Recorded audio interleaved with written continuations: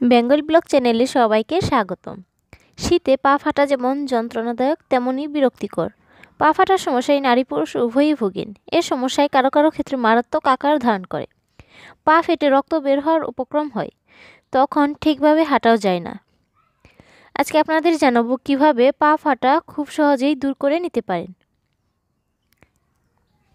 পেঁয়াজের মাধ্যমে আপনারা পা ফাটার সমস্যা থেকে সমাধান পেতে পারেন। পেঁয়াজের রস পা ফাটার জন্য খুবই কার্যকরী। পেঁয়াজের রস ব্যবহারের পাশাপাশি খেতেও পারেন। এতে শরীর বাঁচে শুষ্কতার হাত থেকে, কারণ পেঁয়াজের মধ্যে রয়েছে ফসফরাস, দস্তা, ম্যাগনেসিয়াম এবং আয়রন। এছাড়া শরীরের অতিরিক্ত টক্সিন বের করে দেয় পেঁয়াজ, সেই সঙ্গে ঠিক রাখে রক্ত প্রবাহ। পেঁয়াজে আরও রয়েছে ভিটামিন এ, সি এবং ই। ভিটামিন সি ত্বককে সুস্থ রাখে এবং ভিটামিন ই ত্বকের আর্দ্রতা বজায় রাখে। আর এসব ভিটামিনই ত্বককে যাবতীয় ক্ষতির হাত থেকে বাঁচায়। যেভাবে বানাবেন এই পেঁয়াজের রস: ব্লেন্ডারে পেঁয়াজ ব্লেন্ড করে রস বানিয়ে নিন।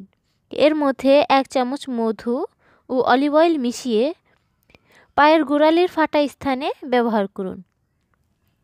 20 থেকে 25 মিনিট ম্যাসাজ করে ঠান্ডা পানিতে পা ধুয়ে নিন। 1 সপ্তাহ নিয়মিত এই টোটকা ব্যবহার করলে ফল দেখবেন। ফাটা তো দূর হবেই, সঙ্গে দাগও মিলিয়ে যাবে। এছাড়াও রাতে ঘুমাতে যাওয়ার আগে গোড়ালিতে পেঁয়াজের রসের সঙ্গে সরিষার তেল, অলিভ অয়েল ও ক্যাস্টর অয়েল মিশিয়ে ব্যবহার করুন।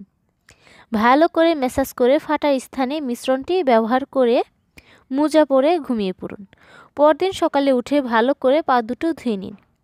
এভাবে 1 সপ্তাহ করলেই দেখবেন আপনার পা ফাটা দূর হয়ে গেছে। তো ভিডিওটি ভালো লাগলে অবশ্যই একটি লাইক দেবেন এবং সাবস্ক্রাইব করে পাশে থাকবেন। ধন্যবাদ সবাইকে।